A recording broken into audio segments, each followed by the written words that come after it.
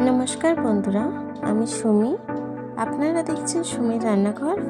আজকে আবার একটা দুর্দান্ত রেসিপি নিয়ে চলে এলাম। এই শীতের সন্ধ্যায় যদি এক বাটি গাজরের হালুয়া পাওয়া যায় তাহলে তো কোনো কথাই নেই।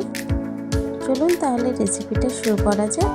আমার এই রেসিপিটা যদি আপনাদের ভালো লেগে থাকে চ্যানেলটিকে সাবস্ক্রাইব করে ভিডিওটা লাইক দিয়ে দেবেন। চলুন তাহলে রেসিপিটা শুরু করা যাক।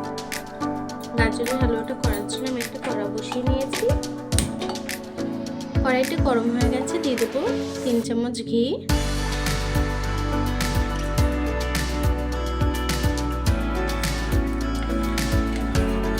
ঘিটা একটু গরম হয়ে গেছে, দিয়ে দেবো 2 টুকরো লবঙ্গ, 4টে এলাইচি আর দারচিনি, দিয়ে দেবো 2টো তেজপাতা। এখন গাজরটাকে দিয়ে দেবো।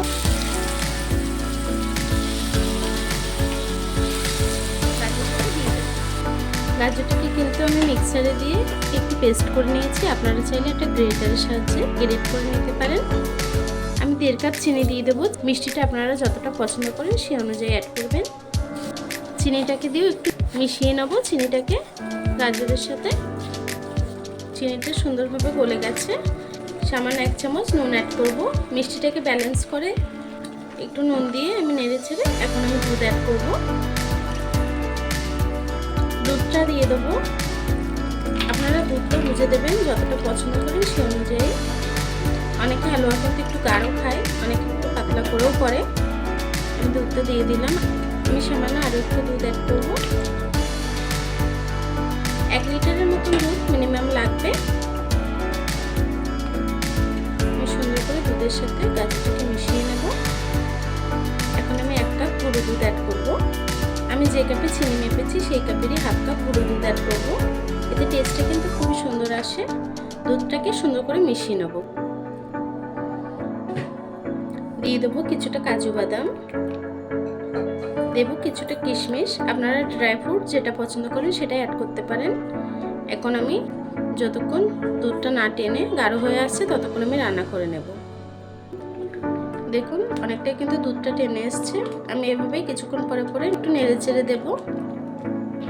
দেখুন বন্ধুরা, আমার গাজরের হালুয়াটা কিন্তু হয়ে গেছে। আমি এতটাই গাঢ় রাখবো।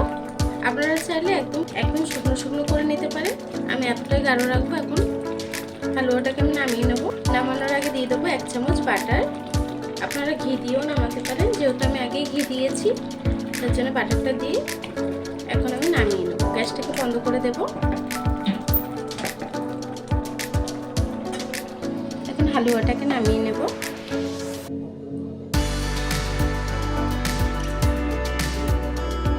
দেখুন বন্ধুরা, আমার গাজরের হালুয়াটা কিন্তু হয়ে গেছে। আমার এই রেসিপিটা কেমন হয়েছে কমেন্ট বক্সে জানাবেন। ভিডিওটা যদি ভালো লেগে থাকে চ্যানেলটিকে সাবস্ক্রাইব করে ভিডিওটা লাইক দিয়ে দেবেন। আর এতক্ষণ ধরে আমার ভিডিওটা দেখার জন্য আপনাদেরকে অসংখ্য ধন্যবাদ।